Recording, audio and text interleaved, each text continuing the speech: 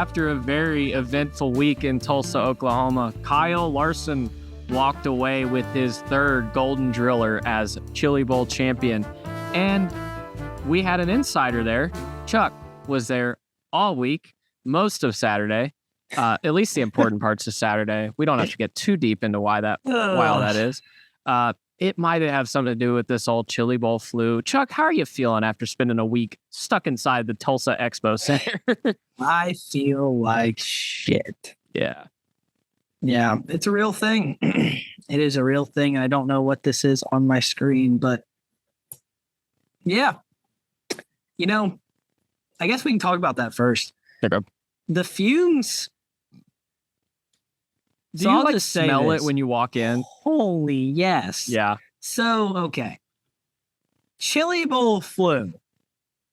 The only thing it is carbon monoxide poisoning. And then you just get sick from it. Yeah. Like, everybody has convinced themselves that it's some kind of virus or bug that goes around because of the Chili Bowl. No, it's carbon monoxide poisoning. You can see it in the air. Yeah. When you, like, maybe you can not see it on TV.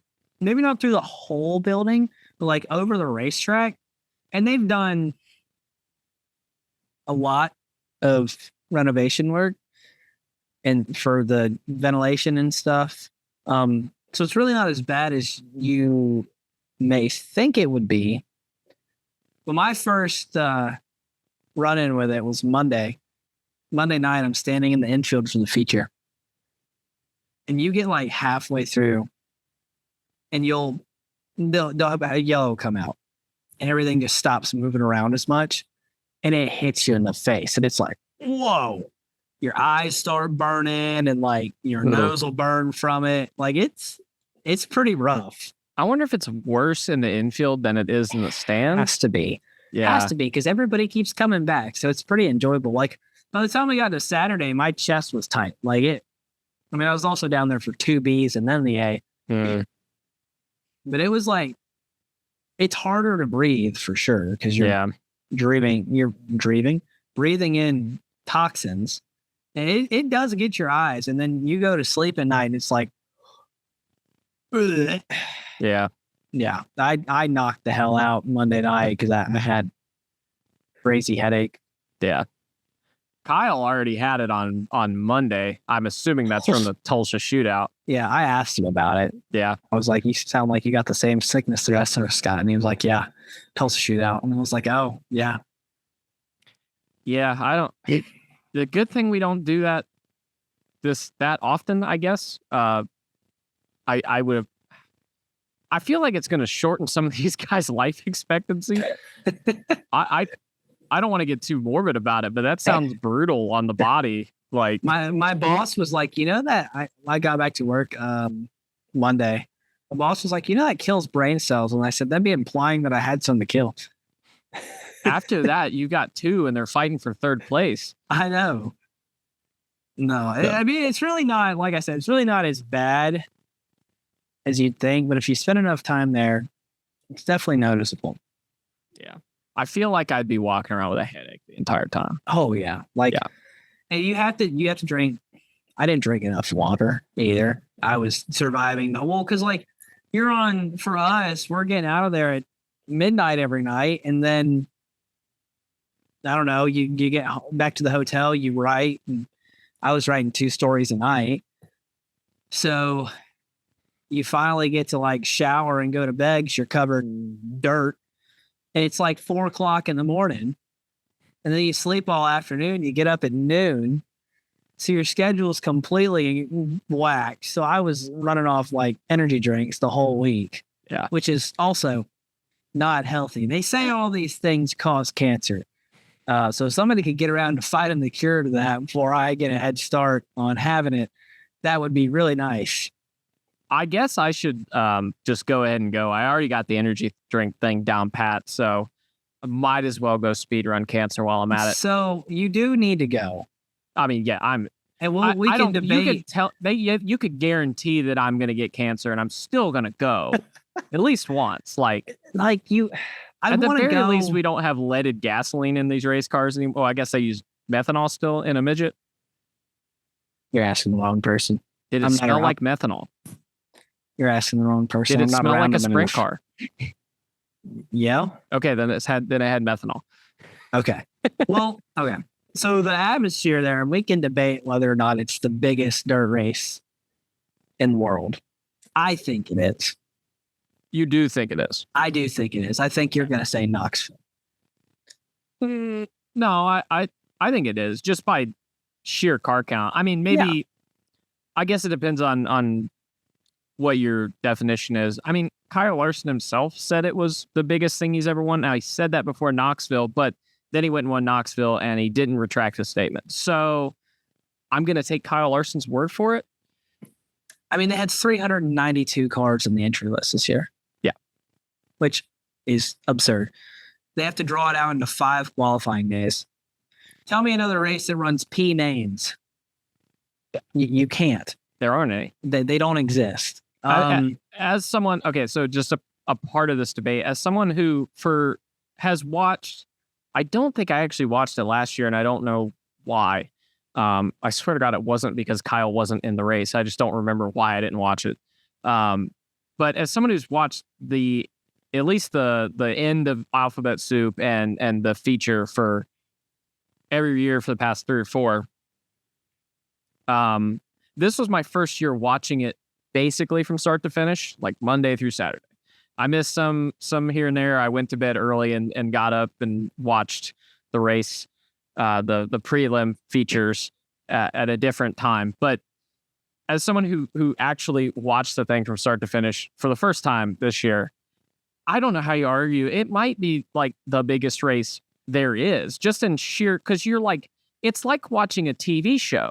You get used to, you're following these characters throughout, and it's told in a little bit of a different way. Like, you got different characters one night, different characters the other night, but it's told that way, and you're like involved in their story, and you're interested in how it's going to end up. And through 6 nights and like 100 hours of content almost. Yeah, it's absurd. Tell me a race that compares to that. I mean, I've watched the Rolex before, but that's one day. and the thing with the Rolex, I will make Rolex this argument too. To be fair, the Rolex isn't even the biggest 24-hour race, but point stands. Any 24-hour race, like Le Mans. Yeah. At 3 a.m., you are bored as hell. Yes. If you actually watch all 24 hours, and if you do, more power to you. But you're bored as hell at 3 a.m. Yeah. There's not a point, at least in my opinion. Flo did such a good job that even in the downtime, you weren't bored, whether it was pit walks or the boosts were entertaining the entire week. Mm-hmm. I mean, they had, who did they? They had Gordy Gundaker running the broadcast at one point, which why? I don't know. They had Owen Larson and Brexton Bush and Braxton Flatt running the broadcast at one point. Yeah, that was entertaining. Why? I don't know. Just because they can. Yeah. And if you've never been there, you won't understand. But there's no atmosphere at a racetrack like the Expo. There's just not. And I'm agreeing with Chuck, but I'm also taking his word at it because I also haven't gone. The Rowdies are one of one. Yeah. Like, that is a general admission section. But they know who has been there for the past 20 years. And if you try and take someone's spot that has been there every year for decades, especially one of the older guys, they will fight your ass. And I literally asked people, like, is this true? And they said 100%. So he will kick your ass. If you go, what do? Do you just like walk around and say, where can I not sit? Basically. Yeah. You're like, where you are, just say, hey, is this anybody's spot? And they'll tell you yes or no. They got air horns. They got truck horns. They got old car horns, megaphones, noise sticks, cowbells, anything you can think of that makes a lot of noise. They've got it. Sirens. They've got sirens. They used to throw marshmallows back and forth. That got banned. Now they were throwing something else. What?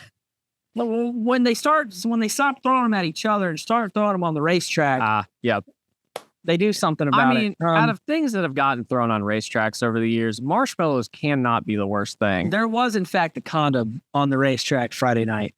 It was not used. Okay. I was deciding whether or not I wanted to ask that question. It was not used. Matt Weaver he posted it on Twitter and said the track took more rubber than I thought it would tonight.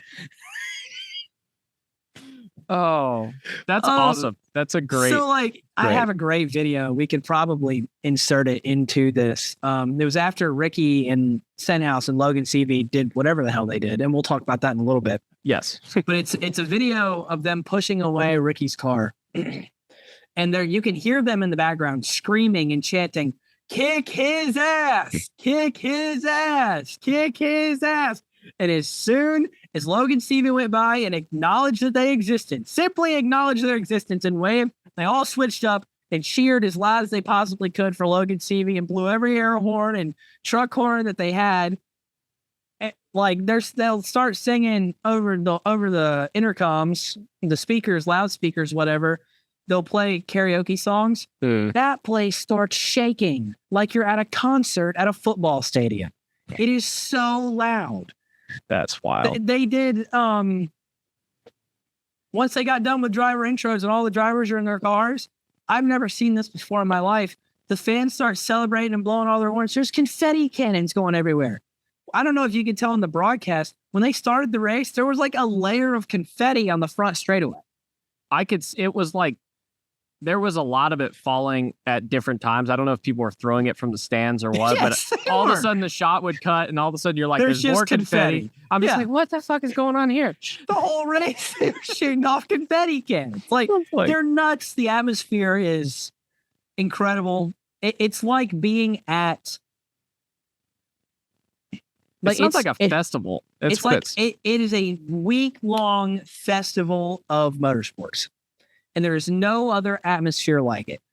And maybe it's not your cup of tea for the older crowd. I mean, and for some of them it is. Some of them enjoy it. But for the 20 to 50 crowd, you cannot find a better atmosphere and a better event. And I'm sorry, it's probably 5 times better than Knoxville's is. Wow. Just in the racetrack. Now, I know Knoxville has the bars and whatnot, but the expo itself is the bar. They have alcohol places and stuff inside there. And yeah. Is it more it sounds like you're describing a frat party, and Knoxville sounds like a country club comparatively. It's not a country club. They get rowdier than that in Knoxville. But okay, maybe not a country club. A country show, maybe? I don't know. I've never been to a country show. How rowdy do they get there? Knoxville can be a concert, and the Chili Bowl is like the pregame tailgate, middle of the game, and post-game frat party at LSU. The biggest party you could possibly think of. Yeah. And then add race cars. It's nuts. And the racetrack never misses. It sounds like what the snake pit at Indianapolis 500 would be like if those people actually gave a fuck about racing.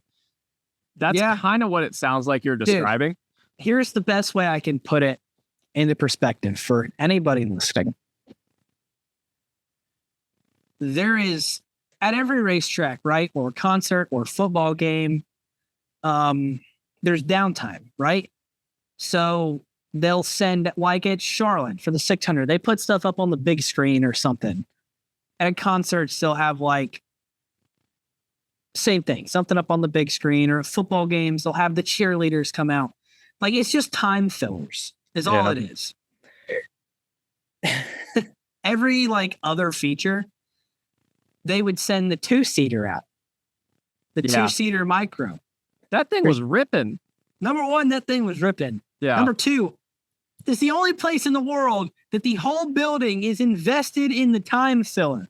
They're invested in the 2-seater. Number one, they have timing and scoring on my race pass for it, which is... Yeah, on the broadcast, they were talking about the timing and the score. They're he was only 0.2 off the they track fast it. lap. Yeah, I was like, why the fuck do y'all care? And It's here's awesome. how you know they care. I was walking back with Rob Blount of Flow Racing from turn 2 after I think it was the Friday qualifier, right after Ricky and Logan did whatever they did. We're walking back and the 2-seater spins out coming off of turn 4.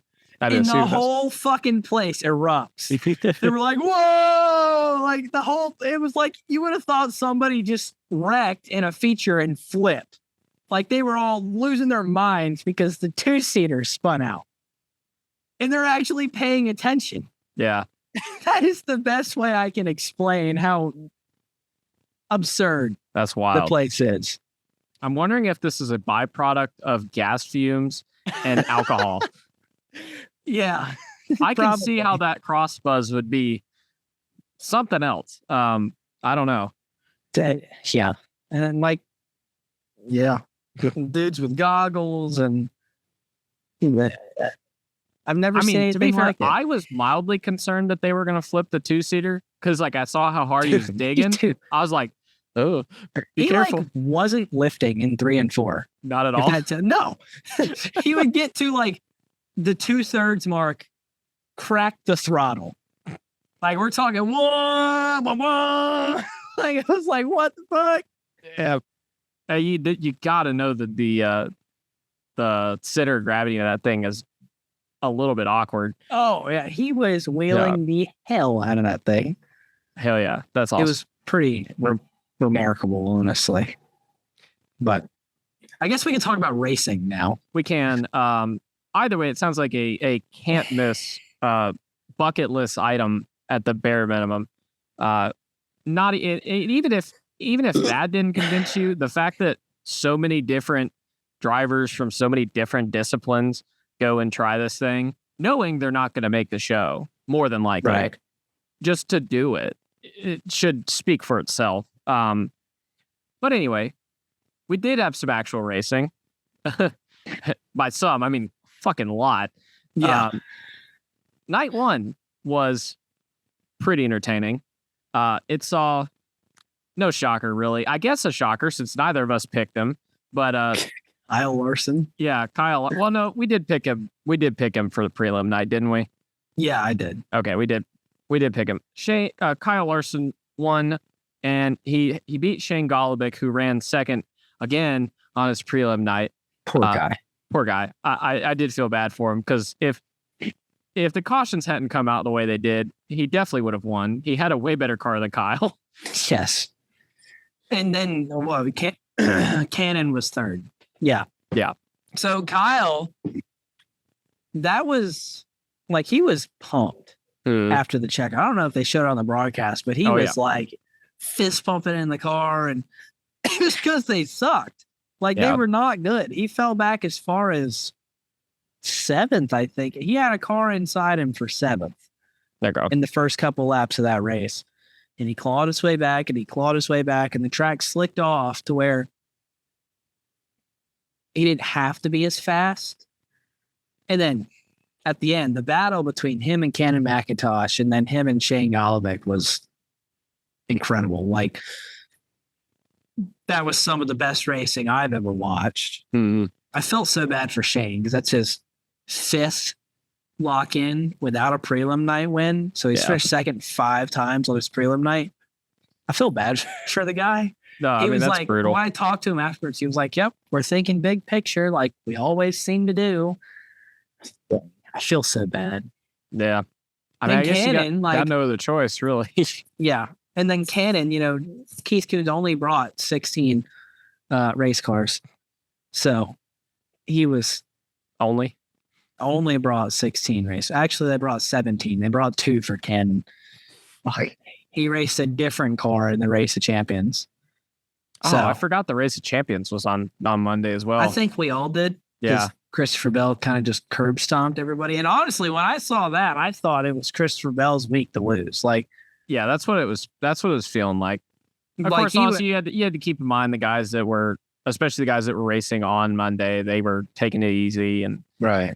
But just the simple fact that he went out there and it wasn't even close. Yeah, I was like, that was man, ass whooping. this is going to be a warm welcome back That and to just like Christopher Bell. he had that look in his eye, like the whole week. He just had that look in his eye, like, wait, we ain't losing this shit. Yeah, Like that's what it looked like to me. He was so happy the whole week. I've never seen a dude that happy.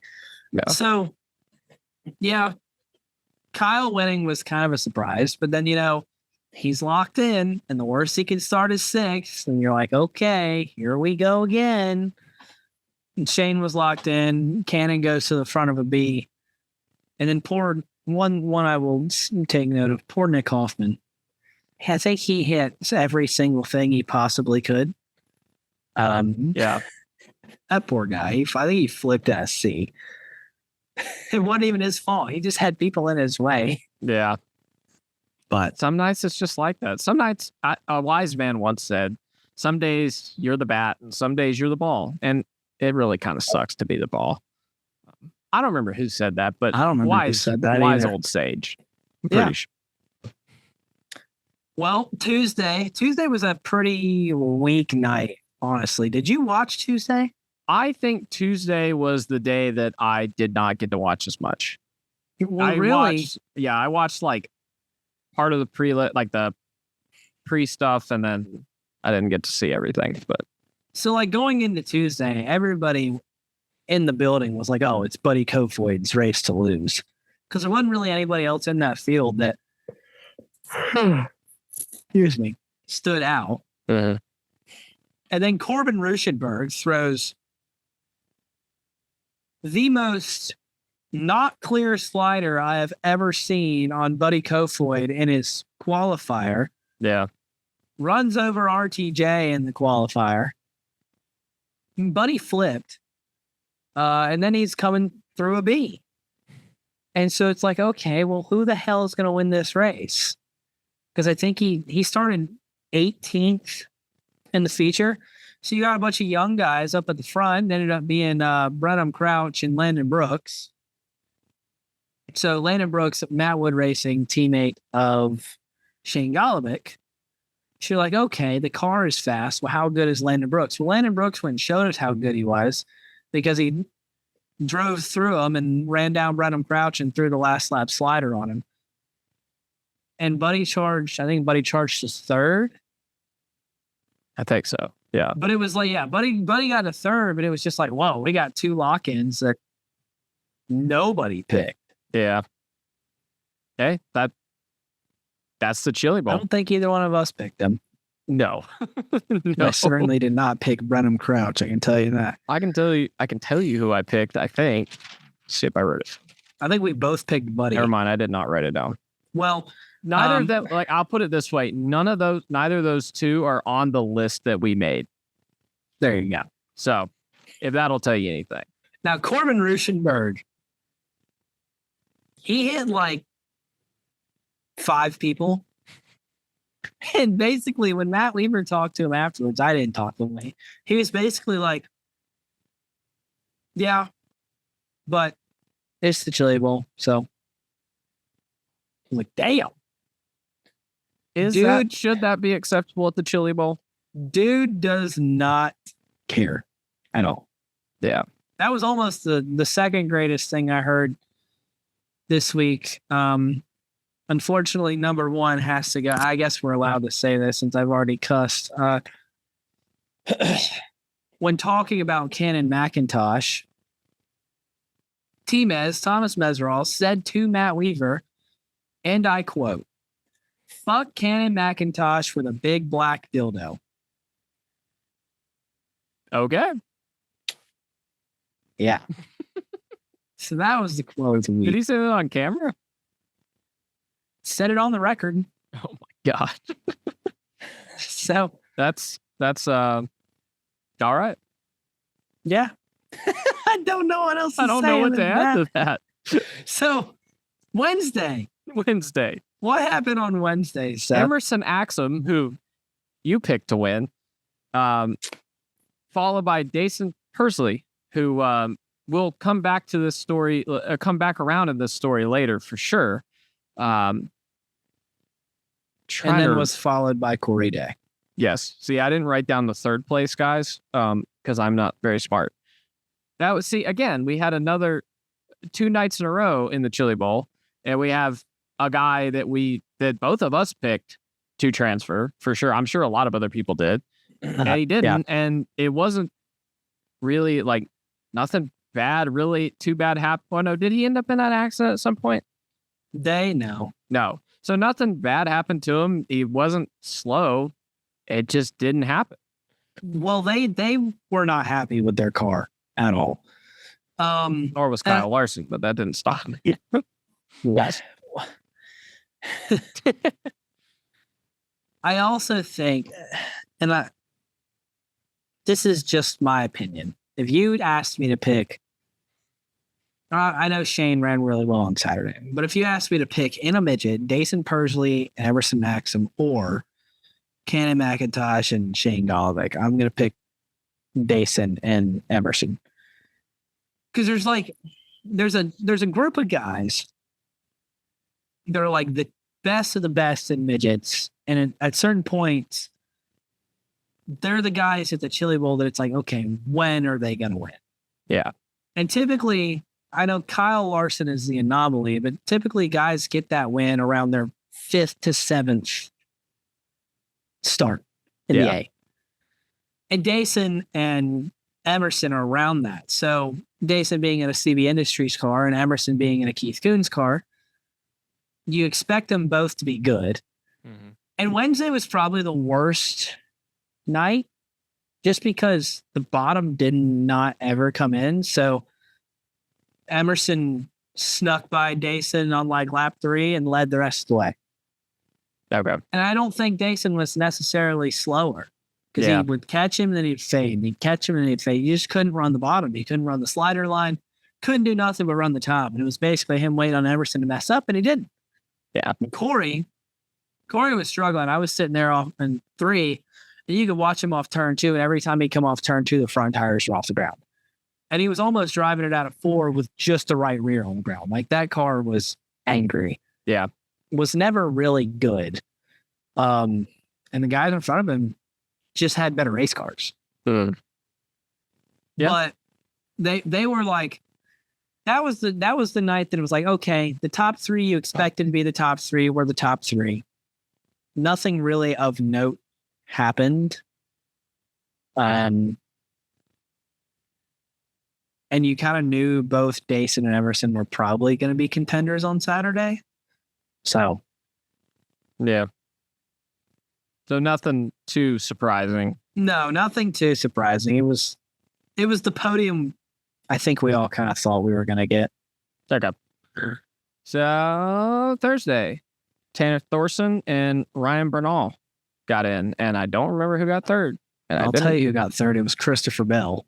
Yes, it was Christopher Bell. Holy, what a fucking race, dude. Yeah. Oh, yes. Okay. Now that race. I'm getting my like. It's all coming back to him, guys. It's all coming back to me. Before it was kind of like blurred almost, but now it started to come back to me. Yes, Thursday was. I guess I'll go ahead and say it. Thursday was the race. Yes, that race was fucking awesome. Yeah. So Thorson led early, and Thorson and Bell were the guys that were like, okay, they're probably the transfers, right? Yeah. What order do they finish in? I don't know. Awesome. Yeah. Wyndham did not have a good night at all.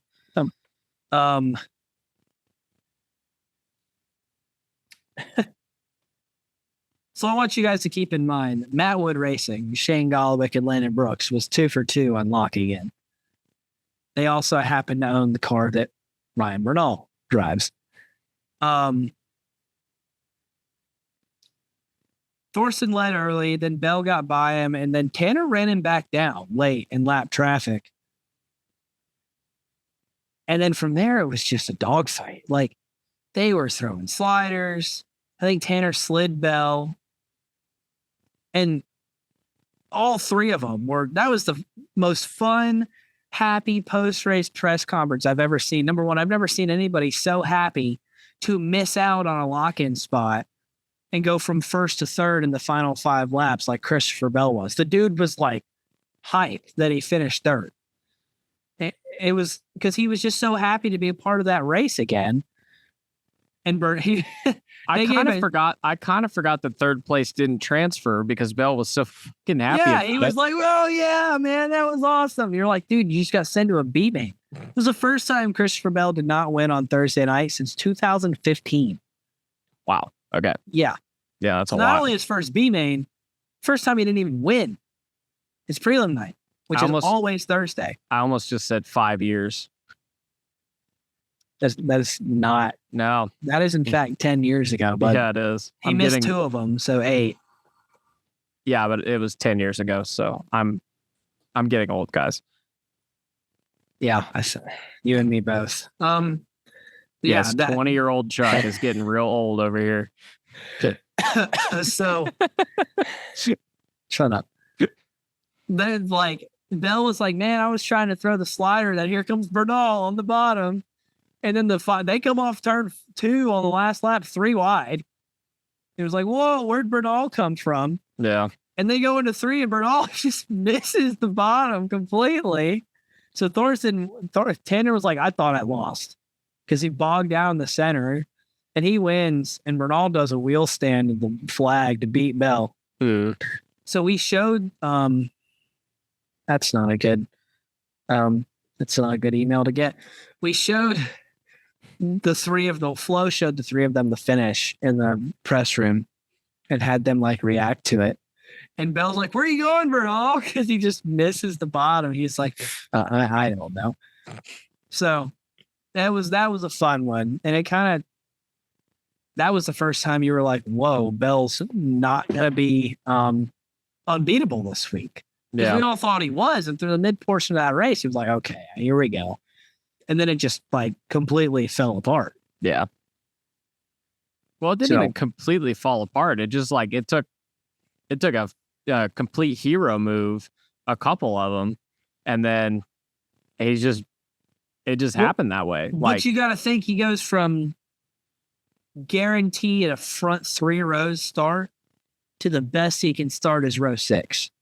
Oh, I mean, certainly. I just mean in the sense of for what he did in his race, oh yeah, he didn't do anything to make it fall apart, but the entire outlook of the week falls apart in that moment. You're like, oh my God, Christopher Bell's in a B. Yeah. And I mean, at this point, I don't think we fully, I know I didn't expect maybe the, how tough it would be to pass by the time we got to the feature. At that point, I'm thinking if Bell's 11th or 12th or whatever, he can still win. I think he could still get there. And, well, we'll get there. But and it was because the track had been that way all week. Yeah. Buddy drove through it. To an extent, Kyle drove through it. Multiple guys drove through it all week. Brent Cruz on Monday, I've forgotten to mention him. He went from 17th in the C main to 4th in the A. Yeah. Absolutely absurd. So all week long, guys could pass. And it was, what we got on Saturday was, I'm not saying it was bad. It was just totally different than what we saw all week. Yeah. But there was a Friday in between that. Yep. I'm glad you mentioned that, Chuck. Friday. Go figure. Logan Seavey got her done. And this is when all the controversy Gavin started. Miller got second. Was Stenhouse third, or was he? No, he fell back to 4th at the end, right? Stenhouse wasn't even really a factor in the feature. Well, he had to be somewhat of a factor because he got into it pretty hard with Logan Seavey there. That was in a qualifier. That's what makes that wasn't even a qualifier. Worse. See, the whole thing's blurring. Who was 3rd on Friday? It was it not Sunshine. One of the car? Okay, yeah. Sunshine was 3rd. I knew it was a NOS car, and that's why I got confused. Yes, there was only 12 of them there. Yeah. Hard to I'm very happy that NOS is interested in sponsoring dirt racing, but for the love of God, can they not, they have 70 different flavors. Can we not have different NOS cars? I know. Because they were all the same color, and it's that's why I was happy to see Ty Gibbs in a monster car. I was like, holy shit. It's not NOS. In sprint cars even, Sheldon Haunshield's 17 car is basically the same, barring a white-blue swap of Shane Golobich's 17W. Yeah. It's a little easier to figure out. And then there's Sunshine, who's got his own deal. Yeah, which is largely the same as well. No, because this week we had Justin Grant, Chris Wyndham, Ricky Stenhouse, Nick Hoffman, Bernal, Colby Copeland, Golubich.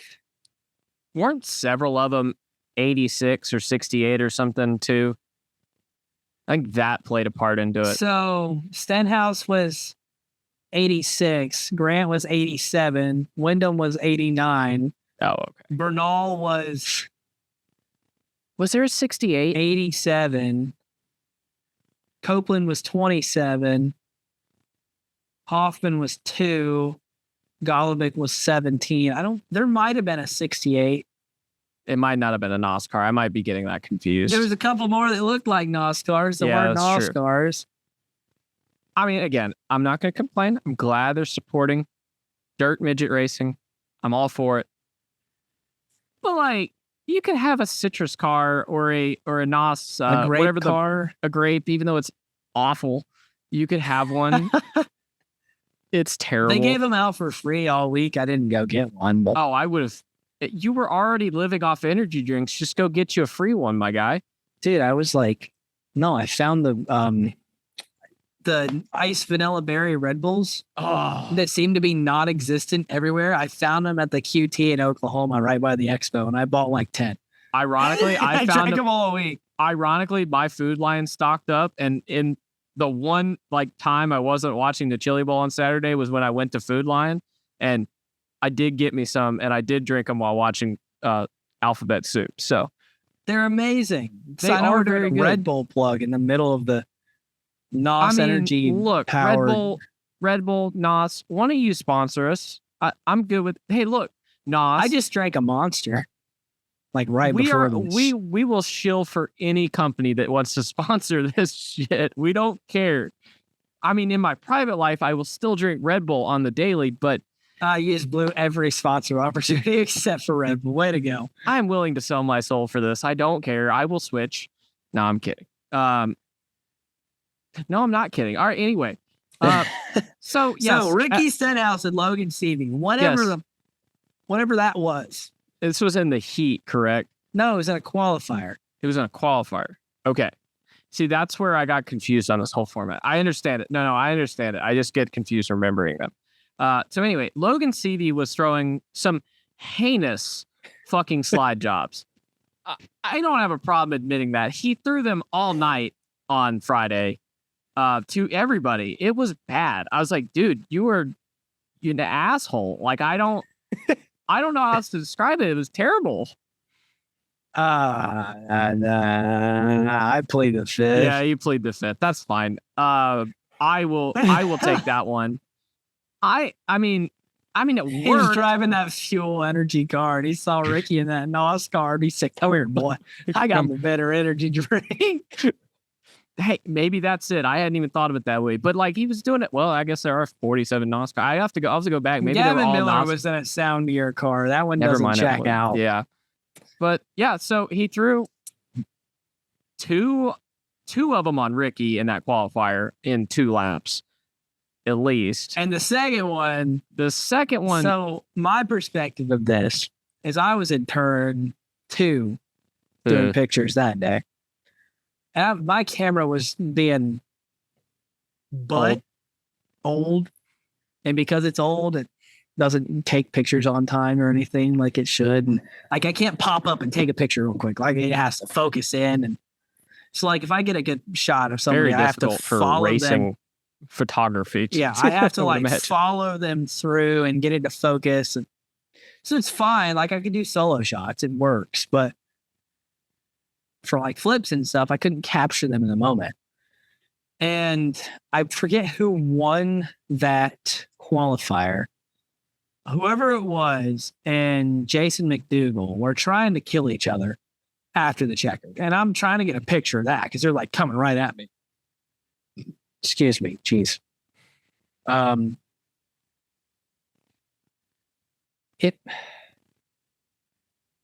I don't even remember who it was. I'm like, man, really matter. I missed it. And I turn, everybody's whoa. And I turn, and there's Ricky on his lid, and Logan's parked there. And I was like, how did I miss that? Well, Logan threw a slider on him going into 3.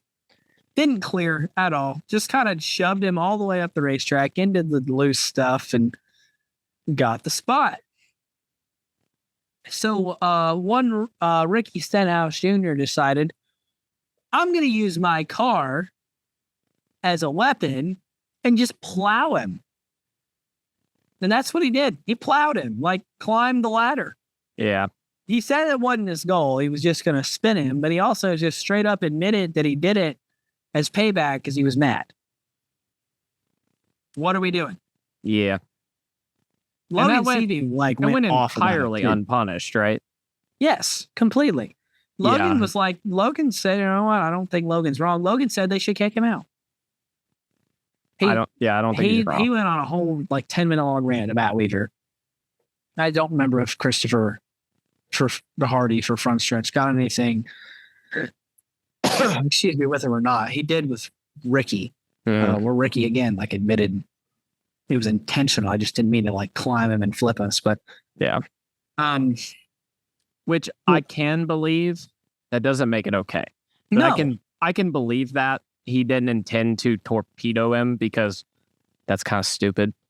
But also I can believe that he did it. Yeah. Because I've seen race car drivers do really stupid shit when they get mad. And Logan said, we've got a professional race car driver out here using his car as a weapon. It's not okay. They should throw him out for it. And the fact that he admitted to it, they should throw him out for it. Yeah.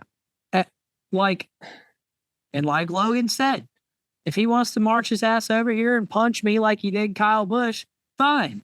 Don't wreck my race car. Yeah. I can't say I disagree with him. What are we doing? We're using our race car as a weapon now? Yeah. And I think part of that's NASCAR's fault. Yeah. Well, okay. Oh, well, if y'all are new here, everything is NASCAR's fault. No, but I will say... No, I'm being serious. I have to be better about that, but I will say... I can do whatever I want. I don't care. NASCAR, in my opinion, handled that the wrong way because the wrong reaction from Ricky would have been to use his car as a weapon on the racetrack. He just punched the dude. Yeah. I don't think a $50,000 fine was suitable for the crime at all. If he wrecks him on purpose, especially situationally where he's stuck there and yeah, if he wrecks him on purpose, yeah, you want to fine him. I'm not going to complain. He wants to wait on him in the garage area and rock his shit afterwards. I didn't see anything.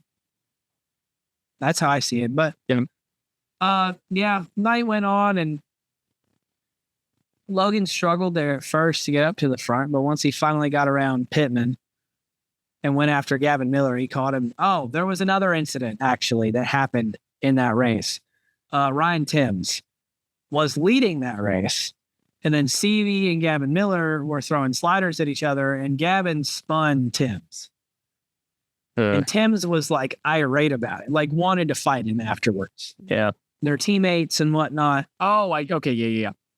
Again, I don't see... It's a blur. It's coming back. I never saw that as... And maybe I'm wrong, but I don't see that as Gavin's fault. For one, Tim had a whole straightaway lead and just suddenly moved off the top and went to the bottom and was just backing up to him. Yeah. Backed up to him in 2 laps. They caught him in 2 laps while racing each other. So he was off the pace for whatever reason. And CV slides Miller into 1. So Miller crosses under him, and he's got a full head of steam on the back straightaway. And he's expecting Timms to go back to the top. Because why would he jump down to the bottom with nobody in front of him? Yeah. And he just jumps down to the bottom and parks it right there. And Miller's on the, you could watch the replay. See, he hits the brakes halfway down the back, and he's got him fully locked down. Yeah. And Gavin's well, he could have avoided me. He should have been paying better attention. Sorry. Timms was he should have said all that. And it's even still, he knows where to hit somebody where it won't spin him. And he chose not to do that. You can run that simulation 100 times, and the result that happens 97 times. I guarantee it. There was nothing he could have done to mess him. He was racing new. He said he felt terrible about it. I mean, I believe him. Yeah. Why would he intentionally wreck his teammate? He was so focused on trying to battle CB. He's not expecting the leader to put the parking brake on in front of him going into 3. So that was an ordeal. But if you want to call it karma, whatever, Logan Seavey threw another one of those patented sliders on Gavin Miller to win the race. I know you got to be a little PC about it, but look, really, how do we feel about these sliders? Obviously you see some questionable sliders from time to time in dirt racing, but these sliders seem designed to piss people off, because it's like, and his explanation of it afterward, again, I don't want anyone to think I think Ricky should have done what he did, but I totally get it. In a way, I get the anger in it, because it's like his explanation of it also, like if I'd have heard his explanation, I would have been more pissed off, because he's like, he saw me coming up and I'm like, dude, you threw the slowest, laziest slider you've ever seen. You're not even halfway clear. And you just took it. Like, I mean, it worked, I guess, but eventually someone's going to say, I'm staying here. And if you get right hooked into the wall, then so be it. So that's also going to be a bad outcome. He basically said to us about the Gavin Miller deal. Mm-hmm. He's like, I put him in a position where he was either going to wreck or lift. And he lifted. If you want to race that way, that's fine. Just lets everybody else know that you raced that way. Because he straight up said that to us. Yeah. He's like, I put him in the position where he had a choice. And the discussion we had in the media center afterwards, because at the end of the day, I think he took advantage of a young kid who had never been in that position before and knew Gavin would lift.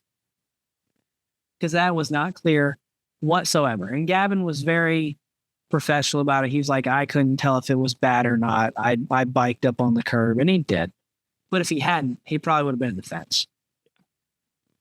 The discussion we had was, if that was somebody else, another top guy, does he do that? So let's say, if that was Tanner Thorson instead of Gavin Miller, does he throw that slider like that? Probably not.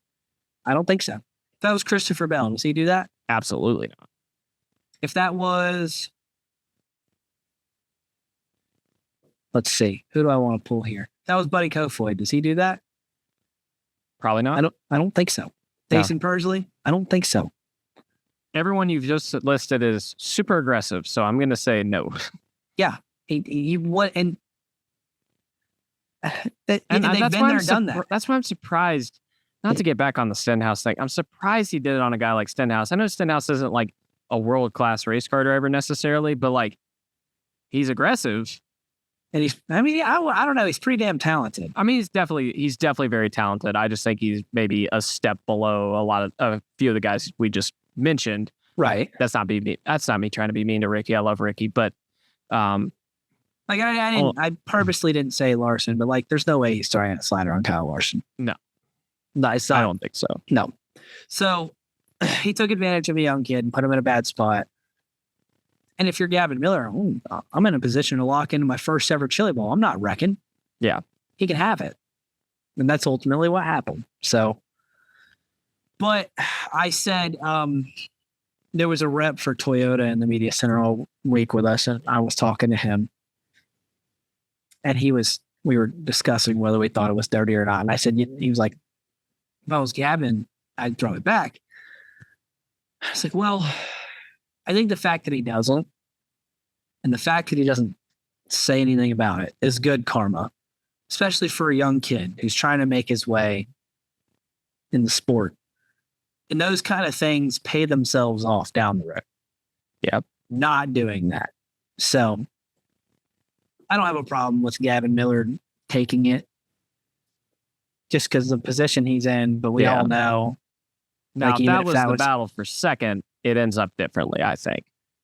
Yeah, probably. Gavin probably does his best. Yeah. And I don't want to even imagine how that ends. Yeah. So that would not be pretty. Nope. But that was the last prelim night. Miller and CV locked in, and Sunshine grabbed third from Darren Pittman at the very end. Yes, he did. They were also, so he was with Paul Silva's team, and they were also struggling most of the week. They were with their setup. He said that feature on Friday night was the first time he felt good in the car all week. Yeah. And it showed. They moved through the field. Yeah. Because they started pretty far back, didn't they? Yeah, because he was bad in his heat and he was bad in his qualifier. Yeah. I mean, for their standards, for Tyler and Paul, both their standards. Yeah. But well, all right. That moves us on to Saturday. And a whole lot of alphabet soup that no amount of jogging of memory will get me to remember. I remember at one point the booth was in an argument about one of them didn't like cheese that much. I remember that. I remember that vividly. That was like a fever dream because I was watching it on my phone at the hotel during like the O-mains playing college football 25 on my Xbox. And I'm like, are they arguing about cheese? I don't know. It's 1st and 10. Either way, it was a interesting conversation. And he got ran through on Twitter for it, I think, which was also hilarious. There was that. We had a few guys make some admirable runs through alphabet soup. Santino went up a couple. He looked pretty good, and then all of a sudden he was just gone, and I didn't know what happened to him. Well, they broke a rocker. That may have been one of the times I like dipped out for a second. And they fixed the rocker on the ramp somehow. And I don't think it was running at full strength. And then he got in a wreck. It wasn't his fault. Okay, I must have been off doing something else during that one main. But Santino, we can talk about Santino for a minute. Holy dude. He he fucking yard sailed it in hot laps on Friday. Like he literally tore the front half of the race car off in hot laps on Friday. They rebuilt the entire front suspension in between heats and hot laps. And then he got in a wreck in his heat. Oh. He fixed it again. And then he got in a wreck in the sea. He hit twice. He hit everything possible. I mean, that is peak Santino Ferrucci experience, though, to be fair. I mean, oh my God, he had so much fun doing it. It was great. I'd have fun tearing the shit out of a midget, too. That sounds really weird if you take that out of context. Anyway.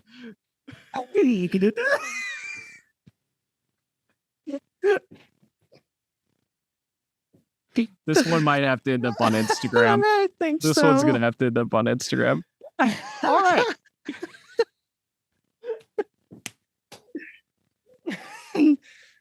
How tall is Santino? Not very.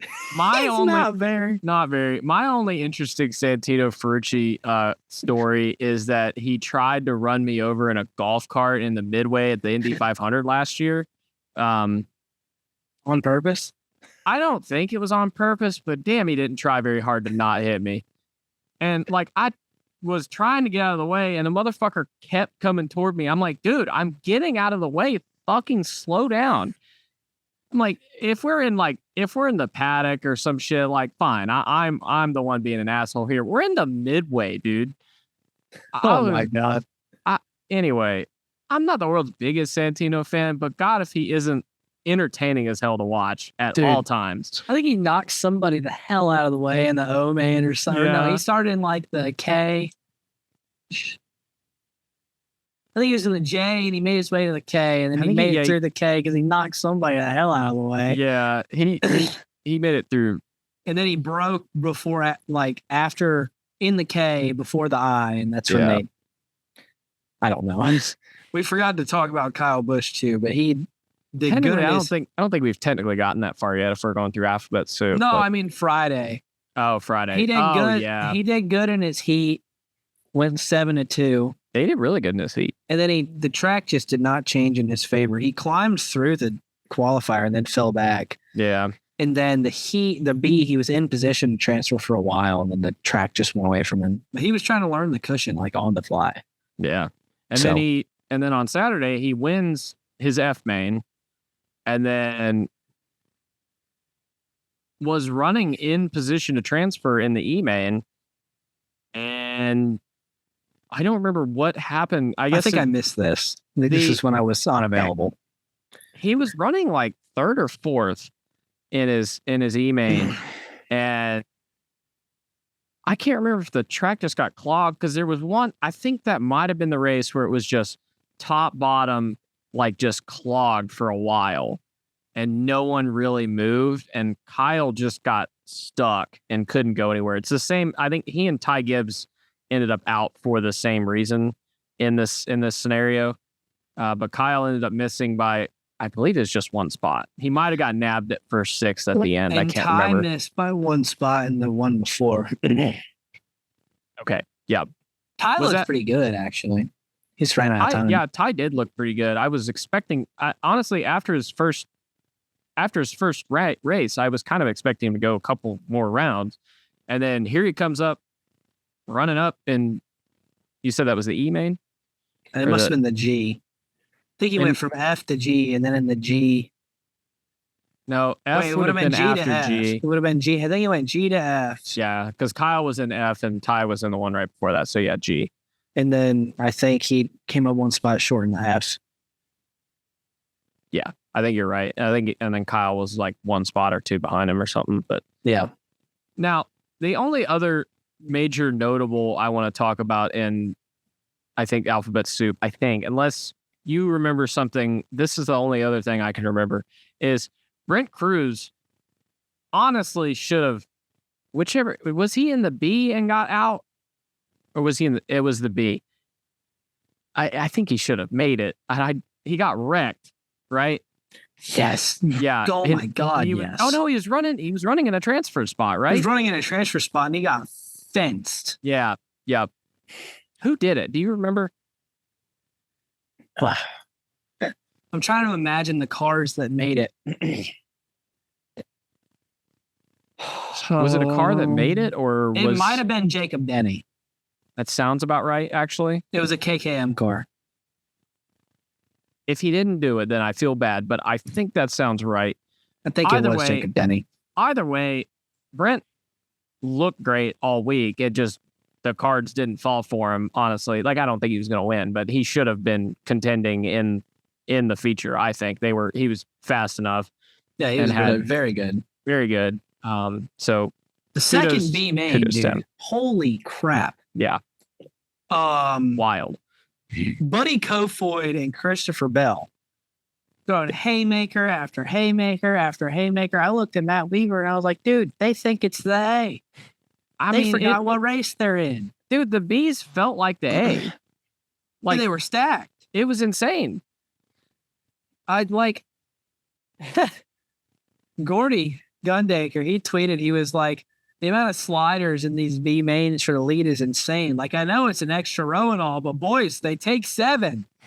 Like, Bell and Buddy specifically, Matt looked at me and then I think he tweeted it. He was like, just like I predicted, Bell versus Buddy on Saturday. Oh, wait. Not exactly the way he envisioned it. Not the way he predicted it, but dude, that was some incredible Bs. But yeah, that was the point when you realized the cushion was, like, all afternoon, the cushion had been really tricky. Yeah. And they kept reworking the top, trying to get it to stop doing that. Yeah. Like, I got a video of Bell coming off a 2 where he is like, he hits it, front tires off the ground, pointed at the rowdies, saves it, and wheelies out. Like 2 laps in a row. Yeah. It was like, whoa. I believe you sent me that video and I should have overlaid it. Yeah. Should have. we'll I see. can't if wait it to does or watch not. this later and find out that I didn't do that because I'm an idiot. But if not, fuck it. I will post it on the Big Motor Small Blade Instagram, which has way more followers than the YouTube channel. So For whatever reason. yeah, well, I know why, but it's a very old account. It was not always the Big Motor Small Blade Instagram account. Oh, I see. Big I Motor see. Small Blade lore. Anyway, I didn't know this. yeah, What were we talking about? Oh, Saturday night. Saturday night, and that So, leads us in to the A main. so I want to talk about something first. Okay.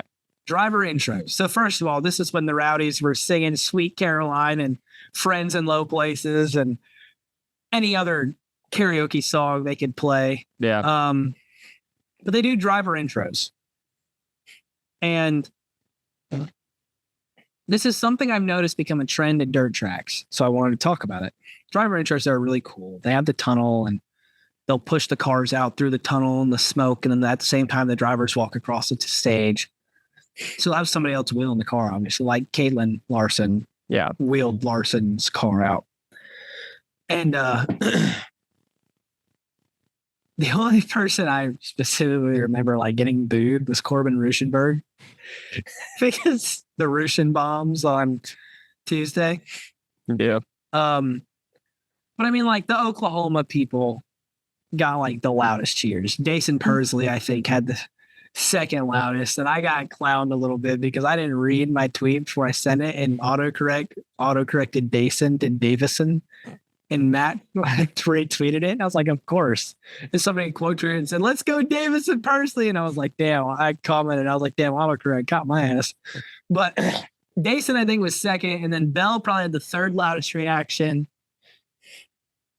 And I don't know, probably Tanner, Thorson, and Cannon McIntosh, maybe. Hank Davis got a pretty loud cheer. But the loudest, I mean, Christopher Bell was probably quieter slightly than Dason Persley. The loudest, and it was not close, was Kyle Larson. And like the cheers far outweighed all the other cheers, but there were a lot of boos. Like significantly enough to where you could hear them through the cheers. And the same thing happened at Knoxville. Like last year, he was without a doubt the loudest cheer, but there were boos. And people like asked me, like, why the boos for Larson? I don't know. Burnout, I guess. He wins too much. I guess that's what it is burnout in the dirt world. Like, I mean, that's kind of the way it sounds like at a cup race, too. I think that's more because people hate Hendrick. Sure, but winning all the time certainly doesn't help that. Yeah. I think just on the dirt side of things, like he's kind of been put into the same status, I guess, that Sammy Swindell was in and Donnie Schatz was in and Josh Richards was kind of in. Like, is there some extra resentment there because he is that good and has that much accolade, but he's not a full-timer? Probably. Yeah. I think there's a section of the fan base that hates the fact that he can do that. Because there's a large portion of the fan base that loves it and loves what he does for the sport and loves what he brings and loves to see him there. But there is a section, number one, there's a section of the sprint car fan base that hates him and Brad for starting High Limit. World of Outlaws, homers, lifers, whatever you want to call them, they hate High Limit. So I think part of it's that. For some reason. It's awesome. Go watch High Limit. It's healthy for sprint car racing to have two touring series.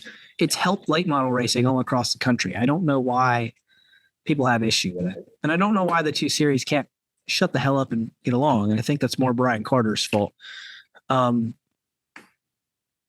Brad and Kyle are just as stubborn. But then I think part of it comes from there is a section of dirt racing fans who despise NASCAR, hate NASCAR, and everything to do with NASCAR. They think it's too political, politically correct, too formal. They hate asphalt racing, whatever it is. They hate NASCAR. And therefore, see Kyle is NASCAR's golden boy who can come over, and I'm not going to say kick their ass, but hang with the best of them on any given night. And I don't think they like it. And I think that's probably where most of the boos come from. Yeah. It's just, and maybe if he switched to be a full-time, because you see comments, you'll watch any high limit race or Outlaws race that Kyle wins. There's like 3 or 4 comments. It's like, when's Kyle going to quit NASCAR and come dirt race? If he switched, I don't think he'd get as many boos. Maybe he'd get more because he'd probably win more, but yeah, there would be a temporary lessening of the boos, and then as they'd be like, soon as wait, go back. As soon as he got into 2020 form again, it would be like that. Yeah. Is there? Well, I don't know. There were that many boos in 2020. There weren't that many people out there too. It's true. And it was like new at that point. Like in 2020, everyone knew Kyle was good, but they're like, he can never be consistent with it. He never puts them together that often. And now it's like we're 5 years into this, and he's just been doing this for 5 years now. So I think people are just tired of it. I get it. I do too. Get it. But feature comes around. Okay, sorry. Pole shuffle. We forgot the pole shuffle. We did forget the pole shuffle. How do you feel about the pole shuffle? It feels a little unfair to everybody who's not the guy who goes first. Yeah. Like, obviously, Dason went out with... Who did he go out with first? I can't remember. Brenham. It could have been either one of them. It didn't. Like, if Brenham had beaten Dason, I think he would have had the same advantage that Dason had. But, I mean... And nothing against Dason. Obviously, he was putting in some wicked fast laps out there. But you're going to be able to do that when you've run 20 laps on the track and someone's coming in cold and they've run 1, and it was entertaining for sure. And obviously he backed it up in the feature and was very fast. But I don't know. I mean, it's fun. It feels a little gimmicky almost, though. They change it all the time. Yeah. And I don't know what the answer is. Like, if you have Dason, in my opinion, Dason was always going to be Brenham. Dason's a better race car driver. Yeah. And I say that with the utmost respect to Brenham. One of them ran mid-pack and high limit, and one of them won a USAC championship last year. Mm-hmm. Well, if we've learned anything in professional sports, it's that anything can happen on a given day. Right. But Dason was most likely going to be Brenham. Yeah. And they picked these spots by random pill draw. The winner is picked for 1 through 5, and the second place picked for 6 through 10. Yeah. And of course, everybody's, Larson draws the 1. So then that sparks conversation about them helping Kyle. He pulled a name out of a hat, guys. Yeah, I don't know how you rig it out exactly. And once Dason beats the first guy, and then especially once he beats the second guy, he's just going to reel him off. He's got hot tires. He's in a rhythm because he's been out there on track for 20 laps. Yeah. So he knows what the track's doing. Those guys are going out there on cold tires trying to figure out the racetrack. And trying to run a fast lap, which is why a lot of them looked a bit goofy, to be honest. Including Kyle Larson. Including Kyle Larson. So Dason runs out of gas after beating Landon Brooks. So then he's forced in. So Landon gets to stay out there to race Larson for the pole.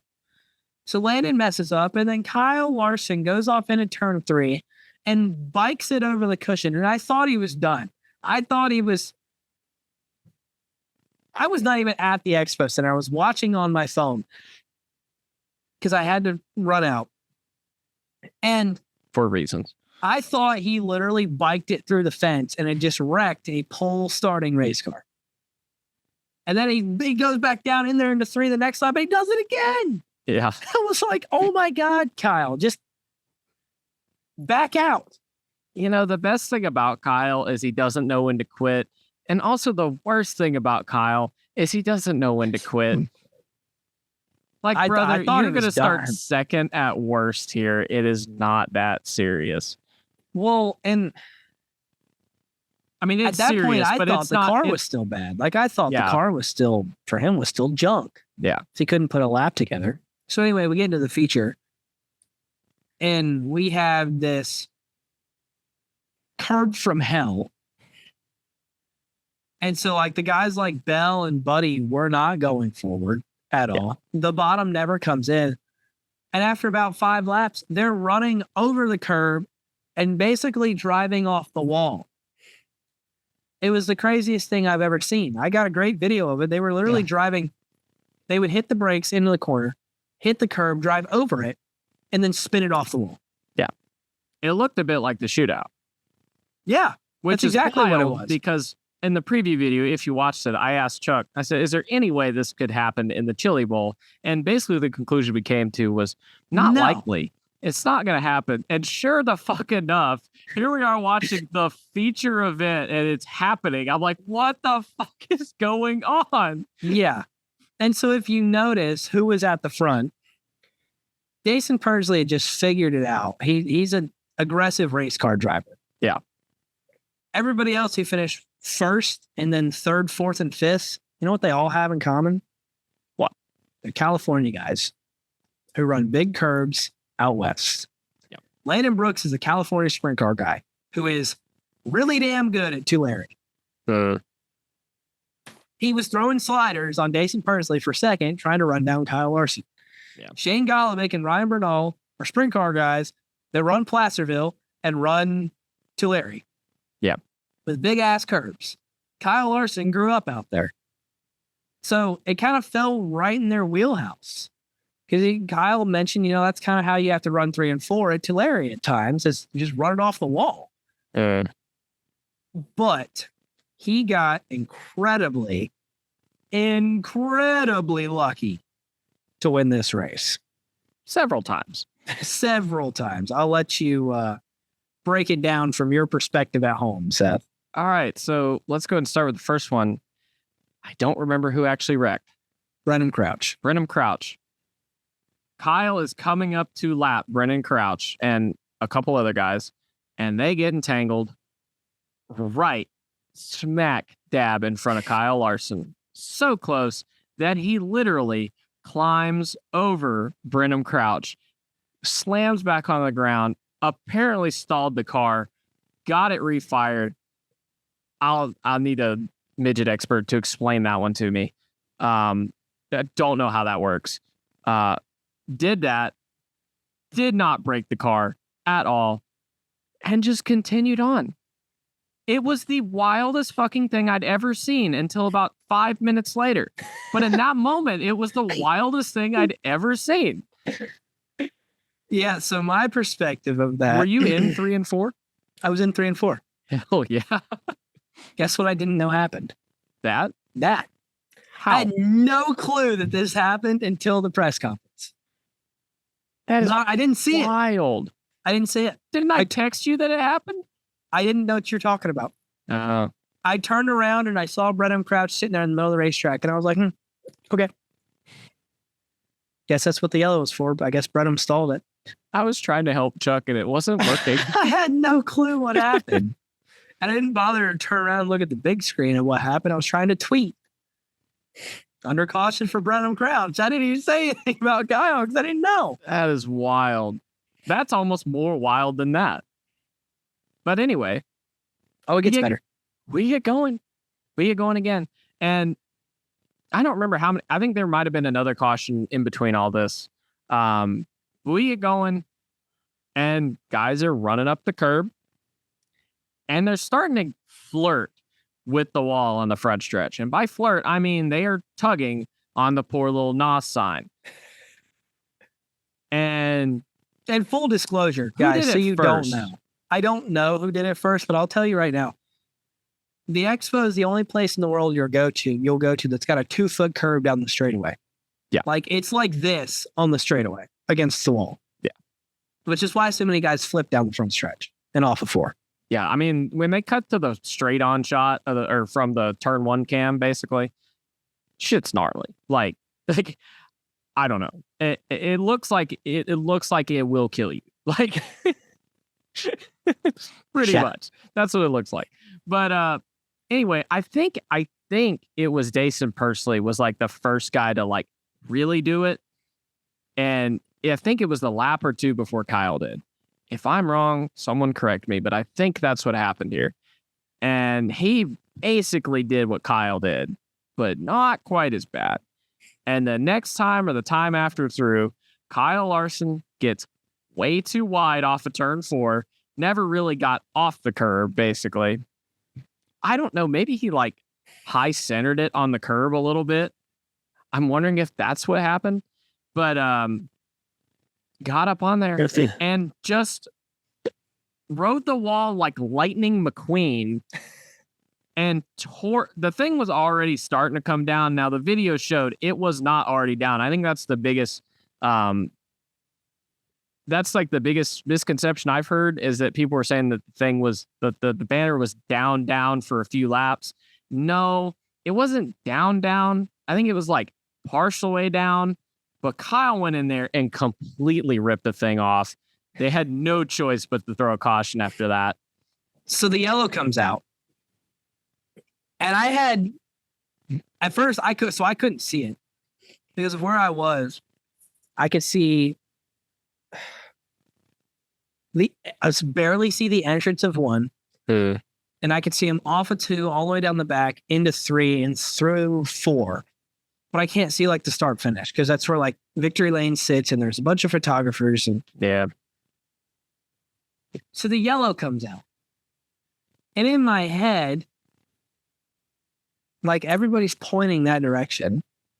Like the energy seems like, you know, when you're at like, you ever been in a dirt race and like you don't know where the yellow happened, but not everybody's necessarily pointing, but like it's almost like the energy is showing you where, like all the energy seems to be focusing on this one spot. Yeah. That's what it was like. It's like something's telling me, because I listen around, it's not over here, it's not over here. And the big screen's not showing anything. So I'm like, okay, something must have happened. Well, that's where Kyle was. So what happened?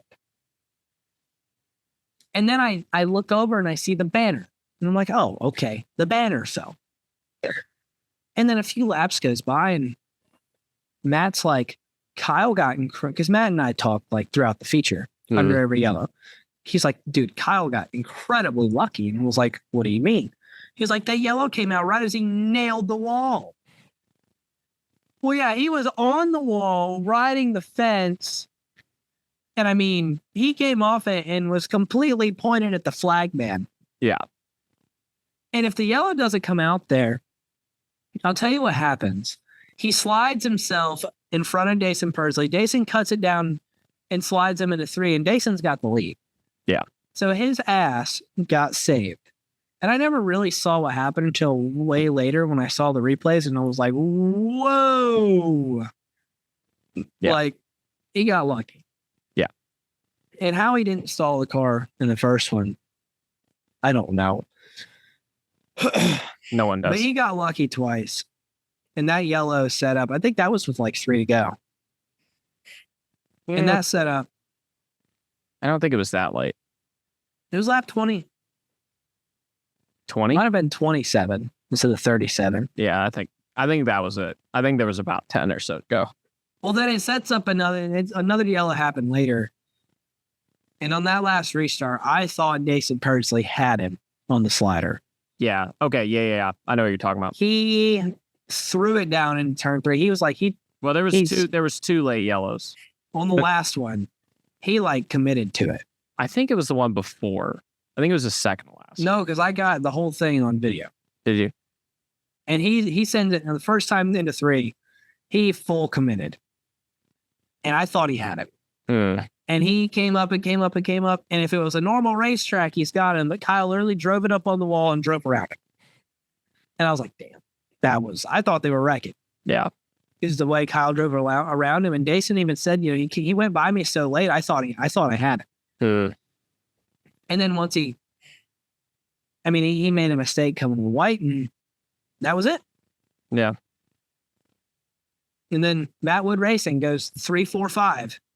They had a fantastic week. They had a great week. And you know, something people don't know. They race those midgets once a year. The Chili Bowl. Yeah. They did mention that. Those cars sit at the back of their shop for 11 months, and then a month before the Chili Bowl, they pull them out and they prep them. Which is wild. Crazy. Yeah. Which I bet Paul's are kind of like that too. Probably, except they do go run out west. Yep. Like, they don't even run them. Yeah. Shane said sometimes he'll run Ventura, and it got rained out. Or maybe it was Placerville. One of them got rained out. I think it was Placerville. I'll take your word for it. Either way, Kyle Larson's a 3-time champ of the Chili Bowl, and Jason Pursley has to wait. Yeah. I mean, literally in the most Kyle Larson way humanly possible. And it's not without controversy either. It never is. No, and I can understand some of the controversy. I don't think it matters really because, like, with the caution specifically, like, he took that lap as the leader. They were going to have to throw it within the next set of corners. Did it come out a little quick? Sure. But it was going to come out before they completed that lap anyway. He was going to be the leader. Yeah. So I guess could you argue that he should have been penalized for it? Some people were saying he caused the caution and should have gone to the back, but the caution was for the banner. Yeah, which was slowly coming off for several laps. If he had been the only one to take it down, it's a little different. But yeah, I would hit something that was coming apart. Yeah, I would agree with that. That'd be like. That would be even if that was penalizing Kyle Busch for bringing out the caution when the cable fell at Charlotte in 2013. Yeah, except the penalty there was that it destroyed his race car. But Kyle Busch didn't hit the cable when it was in its original position, though, so it is a little bit different. Even still. Now, the only thing I'm thinking is, even if that was the case, no one had touched the banner all night, Kyle goes up there and rips the thing off. Do they actually make that call? Do they send the leader to the back for that? Nope. Yeah, I didn't think so. I don't think it matters who it was. No, I don't think it is either. I don't say it matters, but I don't think it does. Yeah. I don't see a situation in which you take the leader out for that. I don't either. I think it was. I think they made the right call. They didn't penalize Stenhouse for trying to kill someone, so I can't imagine that they would. Yeah, there you go. That's all you need to know. There doesn't seem to be much driving standard over here. So, and I think Jason's a part of that group of guys. I think there's 3 of them right now. Now you're like, okay. There's always going to be the Tyler Courtney and Justin Grant, who are the older guys trying to win it. But I think of the young up-and-coming guys, so you're like, okay, when are they going to win? It's Jason Pursley, excuse me, Buddy Kofoid, and Emerson Axsom. Yeah. Especially, I think Buddy's probably at the top of that list. Hard not to put Jason there now. Yeah. I mean, Buddy's great, but God, Jason was so good. He was so good. They were so fast all week. Yeah. He ran second 3 times. He ran second in the Race of Champions. He ran second to Emerson on Wednesday, and he ran second on Saturday. Yeah, that's wild. Ran second to Emerson Axsom, Kyle Larson, and Christopher Bell. It's hard to even be mad at that. How can you? I mean, he's a race car driver. Of course you can, but also at the same time, you got to look at it and be like, shucks. Yeah. What do you do? I think my favorite thing, I asked him, it's like, you ran second to a guy that it took him 13 times to win his first one. Is it frustrating, like, when an opportunity gets away? He started thinking about that. He was like, well, I hope it doesn't take me 13 years. I hope I could get mine done before then. But yes, like, to see an opportunity that close. And him being an Oklahoma guy, he's from Locust Grove, Oklahoma, which is like 45 minutes from Tulsa. I asked him, I said, if you win it, are you going to celebrate with the Rowdies? And he was like, I don't know. And he said, sometimes I get called an emotionless person when I win. But if I won here, I don't know what I'd do. I might burn the place down. So he said, we'll revisit that question when I win it. Yeah. Maybe So, next year. I mean, he very well could win it next year. Yeah. It's hard to pick against the guy. It really is. But it's also hard to pick against Kyle Larson. He's been on a fucking roll for 5 years now. Anything he enters, it seems like he definitely could win the race. Yep. I mean, Rico could come back next year and he could win. Yeah. You know, there's so many guys that could win the Chili Bowl. And it's all about luck has to fall your way. And for some guys, it just takes forever for luck to fall your way. Yeah. But isn't that what makes the Chili Bowl the Chili Bowl? Yeah. Without a little bit of luck, it's a whole lot of skill, a whole lot of luck, and being in the right place at the right time. Yep. Expo magic. And if that ain't the essence of racing, then I don't know what it is. I don't know what is. I think that's about it. That is about it. I feel like hell. That went on a bit longer than I anticipated. Now we get to edit it. Yeah, it's not that hard of an edit, luckily. But anyway, I really hope you guys enjoyed this. I had fun making it.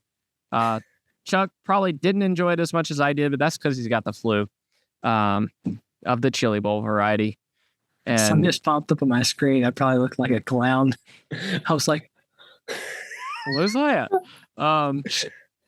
But yeah, we had fun. We had fun doing it. And we're going to be here talking dirt from time to time this season when Chuck is available or if I can get someone else on. And maybe we should come up with a name for it. Maybe. We'll discuss that at a different time. I know. There is still a show on this channel that has a name, and it's called Push to Pass. So if you're interested in IndyCar content, we will have myself and a guest podcast host, not Chuck. Chuck can come on whenever he feels like it, but he's probably not going to be available most of the time. So we have a different guy coming, and I will let y'all know who that is when we get down to it. But there will be an IndyCar show on this channel this year. We will do dirt racing content on this channel. We will do dirt late model content as well on this channel. It's not just going to be the open wheel stuff because the motto of this channel is, and it was supposed to be for a long time, and it's taken a while to get here because you got to build and do all this and that and the other. But the motto of this channel has always been racing is one sport. It isn't 59,000 sports. NASCAR isn't a sport. World of Outlaws isn't a fucking sport. It's all auto racing. It's all the same sport. The goal of it is all the same. And by God, I love a whole hell of a lot of it. I don't love every single aspect of it, but I love a whole hell of a lot of it. And I want to talk about it. And I'm so sick of this segregated racing shit. We need to integrate racing and racing fan bases. We need to stop segregation. Yeah, we need, exactly. All the races can come together. Oh, I mean, that's a great way to put it. I mean, it's a terrible way of putting it, but it's also a great way of putting it. And that's the same reason I want to do multiple types of dirt racing content on this channel, because dirt racing is segregated amongst itself for some reason, because everyone just decided that dirt race, because of people like our good friend Buddy Pulley, who decided dirt late models suck. I mean, sure, Buddy is not the only person like that, and that's just a microcosm of it. But yes, so our goal on this channel, my goal for this season, is to break down racing barriers and integrate the population together. We all love the same thing. We just get way too caught up in the fine details of it. So anyway, I've been Seth. He's been Chuck. Be sure to tune into Big Motor Small Blade for all that I can think of and that I get around to motorsports content this season. Hell, I might talk about the fucking Rolex 24. I don't know yet. No, you won't. I won't. I don't have time for that. Bye, Gary.